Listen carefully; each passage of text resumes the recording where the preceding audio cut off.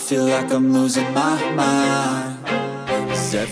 Salam planter Indonesia. Assalamualaikum warahmatullahi wabarakatuh. Menjawab sebuah pertanyaan dari sahabat The Brondol, Pak Pendi, saya mau menanam kelapa sawit dengan menggunakan bibit yang seperti ini. Bagaimana kira-kira ataupun analisis dari Pak Pendi?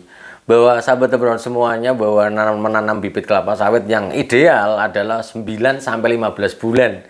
Namun ketika bibit kita sudah di atas 3 tahun seperti ini, maka biasanya perakaran sudah mulai sudah tidak karuan, bahkan malah nggak ada. Kemudian kalau lihat batangnya seperti ini juga sudah mulai mengecil. Maka ketika menggunakan bibit ini apakah masih bisa? Bisa aja. Tapi faktor stagnasi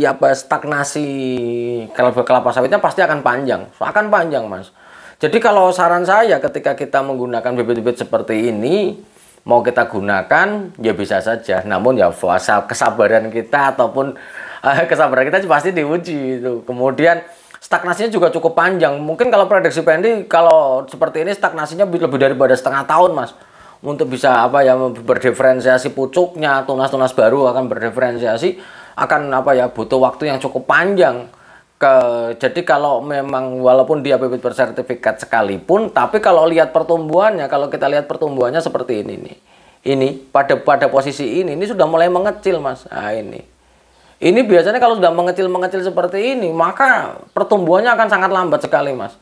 Itu walaupun mungkin ada faktor kelebihannya ketika kita menggunakan bibit yang seperti ini, adalah yang pertama masih tahan terhadap terhadap serangan hama, khususnya hewan pengerat itu. Mungkin walaupun tikusnya pakai gigi besi atau baja, tetap tidak bisa ngunyah-ngunyah, Mas, tetap aman, tetap itu. Kemudian relatif tahan terhadap suhu yang ekstrim, akan relatif tahan. Tapi bahwa kembali lagi di dalam investasi tanaman kelapa sawit kita membutuhkan kepastian, Mas. Kalau kita menggunakan bibit seperti ini, kepastian panen perdana kita yang nanti mungkin akan berantakan. Apalagi bibit di atas usia 5 tahun ketika mau digunakan, maka ini akan menjadi sangat faktor stagnannya pasti akan tinggi, sehingga harusnya kita panen perdana di 26 bulan setelah tanam di lapangan, ini mungkin bisa akan mundur agak jauh, Mas. Kemudian yang kedua, sahabat The Brown semua, kalau kita membeli bibit seperti ini, kita juga untuk melihat keaslian ataupun kualitasnya juga sudah akan sangat rancu sekali, sahabat.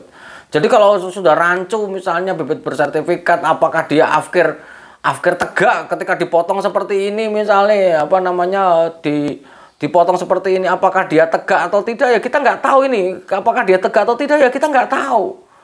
Ini sehingga kalau mau menggunakan bibit seperti ini, ya bisa-bisa aja. Namun ada faktor X yang merupakan yang menyebabkan faktor stagnasi pada tanaman kita. Mungkin itu aja dulu yang dapat saya sampaikan pada kesempatan di sore hari yang berbahagia ini. Kalau sebagai penutup, kalau ada pilihan lain yang lebih bagus di 9-15 bulan akan jauh lebih baik, Mas. Kecuali memang daerahnya memang endemik tikus yang luar biasa banyak sekali, mungkin bisa kita pakai ini, atau landak yang tidak terkendali, maka bibit ini menjadi solusinya. Tapi kalau seandainya ini mau dijadikan pada pembukaan lahan baru yang tikusnya tidak begitu ganas ataupun hewan pengeratnya tidak begitu ganas, maka faktor stagnasi akan berjalan akan panjang, Mas.